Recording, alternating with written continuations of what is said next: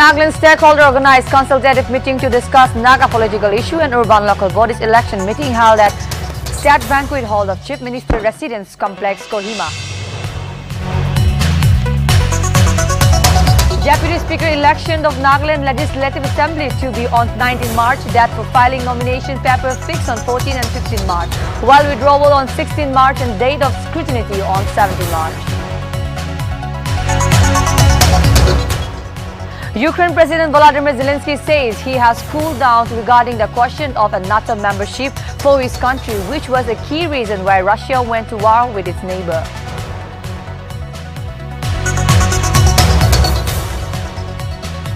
Ukraine and Russia reportedly agrees on a day-long evacuation and humanitarian corridors. A temporary ceasefire necessitated to evacuate civilians through humanitarian corridors from 10 cities including Sami.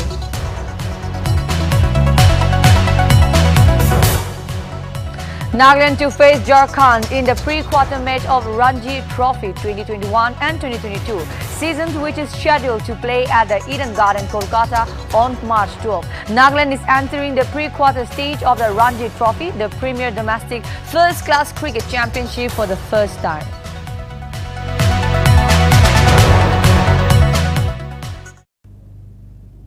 The news in details. A consultative meeting of all stakeholders including mass-based civil society, church organization, tribal ho-hos, political parties and NGOs was held today at the State Banquet Hall, Chief Minister Residence Complex, Kohima, and discussed on the Naga political issue and urban local bodies ULB election. Planning and Coordination Minister Nibakronu, while addressing a press conference after the meeting, stated that after opposition-less government was formed last year, a consultative meeting was called to deliberate on the Naga political issue and on the state ULB election. Information and Technology Advisor Maluma Kikon also stated that a 2-point resolution was adopted by the House unanimously after an extensive deliberation with all the intellectuals of the states. In resolution, the House included that all sections should need to make renewed efforts towards unity and understanding in order to work towards one solution and one agreement. Meanwhile, the House also resolved that the election to the urban local bodies ULB should be conducted as per the 74th Amendment 8 of the Constitution of India, that is with 33% reservation, women's reservation. Meanwhile, Kronu further informed that CM Rio along with DY, CM Waipaton and UDA Chairman T.R. Ziliang will be leaving for Delhi tomorrow to meet Union Home Minister Amit Shah for further deliberation on various issues. ULB election in Nagaland has not been conducted since 2021, following opposition for various civil groups on the contentious issues of the 33% women reservation, which caused unrest in the state.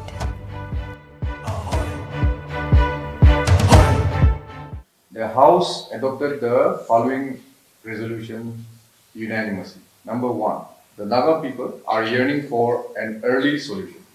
The negotiating parties should earnestly heed to this call and arrive at a political solution that is honorable, inclusive, transparent and acceptable to the people. The House further appealed to all sections to make renewed efforts towards unity and understanding in order to work towards one solution and one agreement. Number 2, the elections to the urban local bodies should be conducted as per the 74th Amendment Act of the Constitution of India. This is signed by T.R. Ziliang, UDA Chairman, Nephew Rio, Chief Minister, and Y. Patan, Deputy Chief Minister. The list of all the signatories present during the meeting has been circulated. I have already circulated the PDF copy to all of you. So this was the resolution adopted today after a long discussion on these two issues, where all invitees who were present shared their opinion on these two issues. There was a unanimous cry for the two resolutions that was passed today, and this resolution that was adopted today. Earlier days, on the eve of election, civil societies and others, they used to come out like that. But I think whatever it may be, I think for us it is better to take a step early. Now tomorrow, Honorable Chief Minister, then Deputy Chief Minister, and then UDA Chairman, they are going to Delhi. to meet the union ministers, especially Union Home Minister Amit Shah. They are leaving for Delhi tomorrow. This consultative meeting was held because, if you remember, the ULP could not be conducted in the past because of protests from civil societies. So consultation was held and necessary to comply with the order of the Supreme Court. If we don't have consultation, and if we go ahead with election and the civil societies don't participate, if the citizens don't participate, that will be another issue. So when responding to the Supreme Court, we have to be prepared with all these processes. One is consulting, second, government decision. As you already know, government will always comply with any court's decision because it is a directive. The House adopted the following. Commissioner and Secretary of Nltv J. Antony has informed that under the rules of procedure and conduct of business in the Nagaland Legislative Assembly, Speaker NLA has fixed 19 March 2022 for holding the election of the Deputy Speaker of the Assembly. Notably, dates for filing nomination paper are 14 March and 15 March 2022 between 11 a.m. and 3 p.m. while date of withdrawal from 12 noon till 3 p.m. on 16 March. Furthermore, the date of scrutiny is scheduled to be held on 17 March and that of election, if any, will be on 19 March 2022.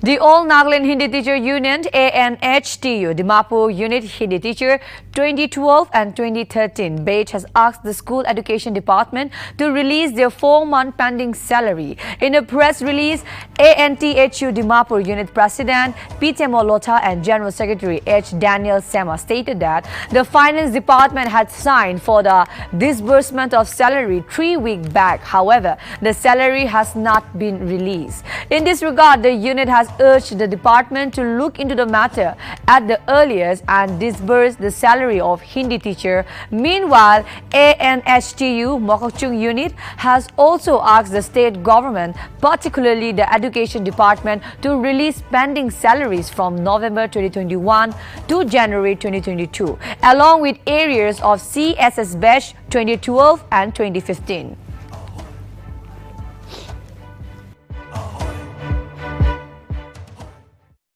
Matri Foundation celebrated International Women's Day in Dimapur on Tuesday. Notably, President of Matri Foundation, Sweetie Biswa, presented congratulatory gift to the women of Nagaland who have done exemplary work and contributed to the society. Remarkably, DCP of Chumukidima District, K.M. Munesh, Dimapur Lions Club Blue Vendor Secretary Falguni Sharma, Chairperson Dimapur 24/7, Annie Jant were the women who received the congratulatory gift. Furthermore, the foundation also lauded the works of other inspiring women personalities of Dimapur by presenting them gift. Deputy Chief Medical Officer of Dimapur, Dr. Antoli Su, Chief Manager of SBI Dimapur Bazaar Branch, W. Katila Iyer, and Women Police Station Dimapur Aran Laau are among the other great contributors of the societies.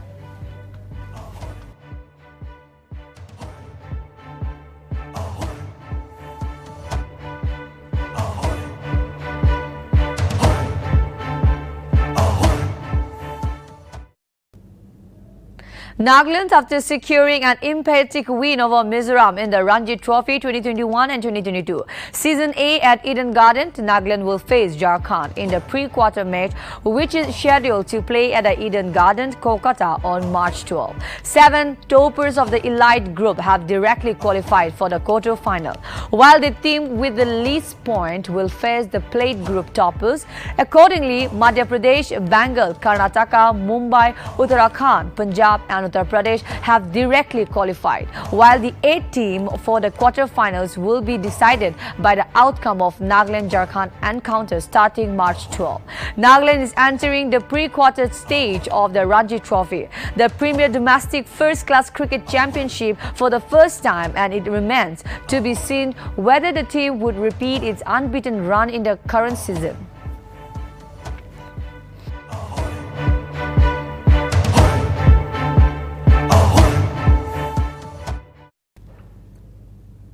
President of Ukraine, Volodymyr Zelensky, has said that he is no longer pressing for membership in the North Atlantic Treaty Organization. Zelensky said that he has cooled down regarding the question of a NATO membership for his country after he understood that NATO is not ready to accept Ukraine. Notably, Ukraine President Volodymyr Zelensky stated that the alliance are afraid of controversial things and confrontation with Russia. Furthermore, Zelensky also added that Ukraine did not want to be a country that is begging something on its knee, and he did not want to be that president. It may be mentioned that Ukraine seeking membership in the NATO was the key reason for which Russia invaded Ukraine. Meanwhile, Zelensky further said that he is ready to discuss the status of two breakaway pro-Russia regions of Donetsk and Luhansk.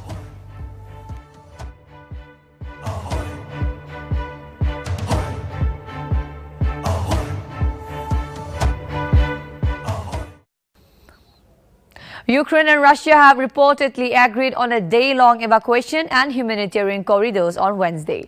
This was informed by an official of the Ukrainian government. A temporary ceasefire was necessitated to evacuate civilians through humanitarian corridors from 10 cities on Wednesday. Notably, the route includes Nltv and Mariupol to Zaporizhia, from Sumy to Poltava, from Izium to Lozova, from Volnovakha to Pokrovsk, from Vorzhel to Borodyanka, Bucha, Irpin and Hostomel to Kyiv.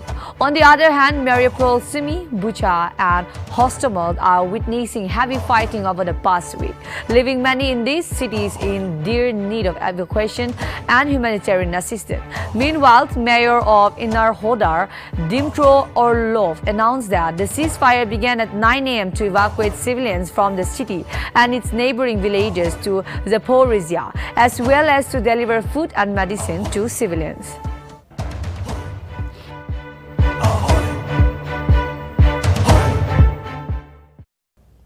United States President Joe Biden said on Wednesday the war in Ukraine would never be a victory for his Russian counterpart Vladimir Putin. Biden said that Putin may be able to take a city but never will be able to hold the country. The US President said that it is already clear that Ukraine will never be a victory for Putin. Putin may be able to take a city, but he will never be able to hold the country. Furthermore, Joe Biden announced a ban on US import of Russian oil, gas and energy in response to Moscow invasion of Ukraine. Biden also added by saying that Russia oil will no longer be accepted at US port and American people will deal another powerful blow against Putin war machine.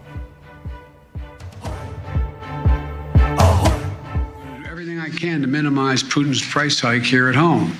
In coordination with our partners, we've already announced that we're releasing 60 million barrels of oil from our joint oil reserves. Half of that, 30 million, is coming from the United States. And we're taking steps to ensure the reliable supply of global energy. We're also going to keep working with every tool at our disposal to protect American families and businesses. I'm going to do everything I can to minimize Putin's price hike here at home. In coordination with our partners, we've already announced that we're releasing 60 million barrels of oil from our joint oil reserves. Half of that, 30 million, is coming. Foreigners who have joined the fight against Russia in Ukraine will be eligible to acquire Ukrainian citizenship. This was informed by First Deputy Interior Minister of Ukraine, Yevhen Yanin, on Wednesday. Notably, over 20,000 foreigners have volunteered to fighting for Ukraine against Russia in the ongoing war. Meanwhile, over 3,000 volunteers who have picked up arms against Russia for Ukraine are citizens of the United States. On the other hand, Ukraine had announced the formation of an International Legion of Territorial Defense of Ukraine for foreign volunteers to help the country in the war against Russia.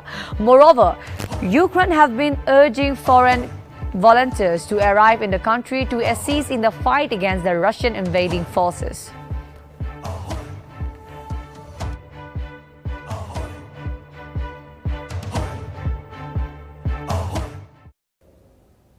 The United States Secretary of Commerce Gina Raimonda issued a stern warning on Tuesday to Chinese companies that might defy U.S. restriction against exporting to Russia, saying the United States would cut them off from America equipment and software they need to make their products.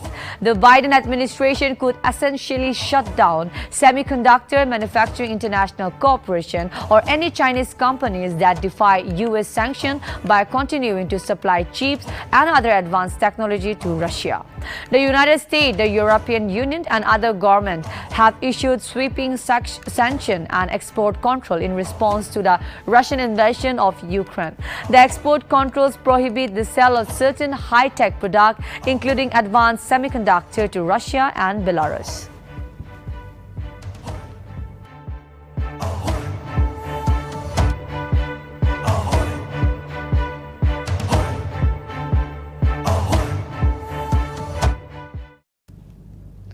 The body of Indian student Naveen S.G., who was killed in a missile strike by Russian forces on Ukraine Kharkiv on March 1, has been located. This was informed by Karnataka Chief Minister Basavaraj Bommai on Tuesday. The CM further said that the body of 21-year-old Naveen will be brought to India after the intense shelling by Russia forces on Kharkiv ceases. It may be mentioned that Naveen's body has been located and is currently kept in a mortuary. Furthermore, the CM also informed that the body of Naveen has been embalmed. Meanwhile, the CM informed that Indian embassy is in touch with the officials of the mortuary where Naveen's body is being kept. Notably, Naveen S.G., hailing from Karnataka, was killed during heavy artillery shelling and missile strike by Russian forces on March 1.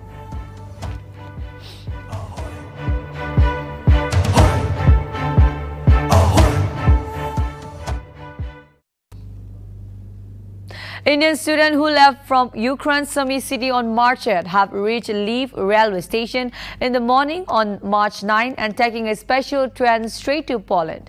Notably, the last batch of Indians stuck in the war-torn Ukraine has been taken out from the main war zone as part of Operation Ganga. Meanwhile, addressing a press conference along with Information and Broadcasting Minister Anurag Thakur at the BJP headquarters in Delhi, the Union Minister Piyush Goyal said that India is proud to bring the last batch of Indians from the man war zone. Notably, officials of the Indian embassies and Red Cross has escorted them.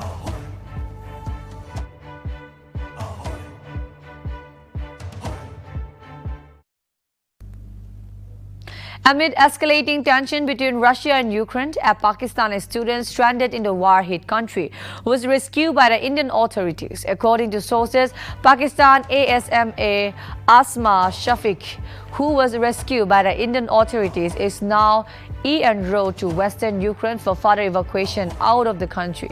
It is to be mentioned that Shafiq, a student of Sumy State Medical College, expressed her gratitude towards the Indian embassies in Kyiv and Prime Minister Narendra Modi for the support.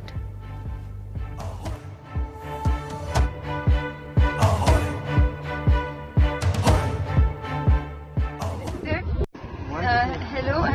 My name is Asma Shafiq and I'm from Pakistan. And I'm very thankful to the embassy of Indian Embassy of Kyiv for supporting us all the way here, as we were stuck in very difficult situations. And also thanking the Prime Minister of India, and thank you so much for supporting us, and hope we get home safely because of the Indian Embassy. Hello. My name is Asma Shafiq and I'm from Pakistan. And I'm very thankful to the embassy of Indian Embassy of Kyiv for supporting us all the way here, as we were stuck in very difficult situations. And also thank Bangladesh Prime Minister Sheikh Hasina thanked Prime Minister Narendra Modi for rescuing her country nationals under Operation Ganga, alongside the stranded Indian nationals who were being evacuated from war-hit Ukraine. India has rescued 9 Bangladeshi from Ukraine so far, as well as several Nepalese and Tunisian students through the special flight. It has been running under its evacuation mission Operation Ganga. One Pakistani national was also rescued by Indian authorities and is now en route to western Ukraine for further evacuation out of the country.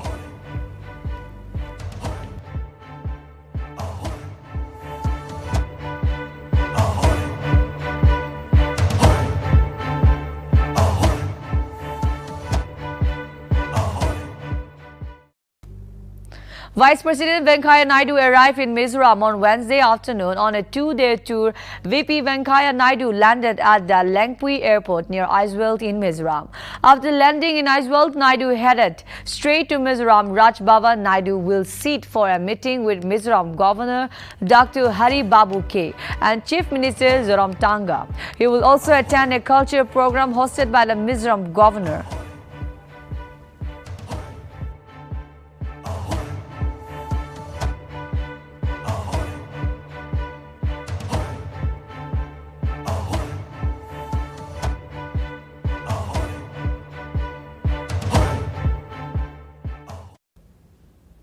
The Russian Foreign Ministry on Wednesday claimed that documents suggesting component of biological weapons being developed in Ukraine are under its possession. The ministry has alleged that the United States have been working to develop bioweapon in Ukraine and has requested the US to expand its biological program. The Russian military claims that at least 30 biological laboratories have been uncovered in Ukraine.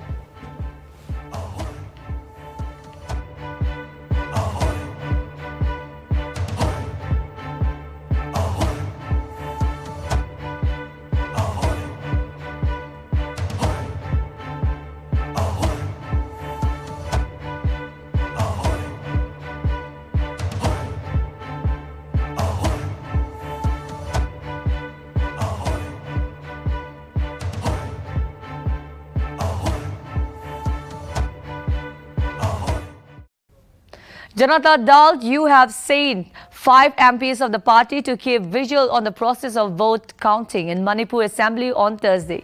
JDU General Afaq Ahmad Khan said in a statement that if the party gets any complaint from its candidate about any foul play during counting, the MPs will sit in demonstration in front of the respective centers.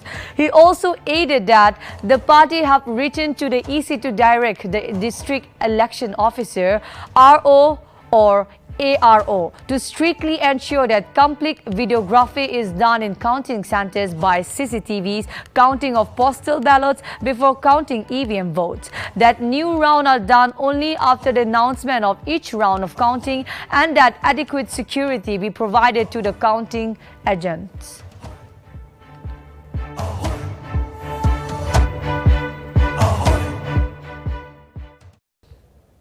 The Meghalaya High Court has directed the State Chief Secretary to ensure that illegal mining activities are stopped without delay and a committee free from political interference be set up to monitor the implementation of Supreme Court direction and recommendation on the issue. The 3-member full bench of High Court took up the matter after its personal visit to each Jaintia Hill district along with Chief Secretary R.V. Suchiang to see in person the situation in connection with illegal mining activities in the area. Reports have been filed by the Chief Secretary and Director General of Police indicating that some action have been taken. However, it is evident that the direction issued by the Supreme Court have not been adhered to. The High Court bench stated that it is necessary to monitor the mining activities and also clamp down heavily the district administration for turning a blind eye at the ongoing illegal activities.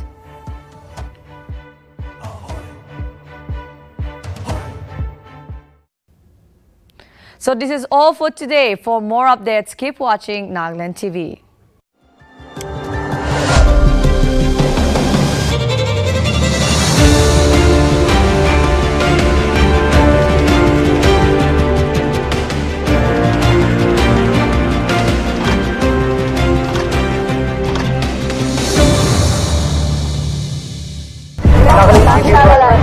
Nagaland TV, Sop Manulaga Awas. Watch us live on Geo TV and on your television sets as well. For Dimapur viewers, we are on channel number 10 in Global Chapter, and for Kohima and Mokokchung viewers, switch to channel number 138 on Hornbill Digital. For all news and updates, follow us on Facebook, Instagram, YouTube and Twitter.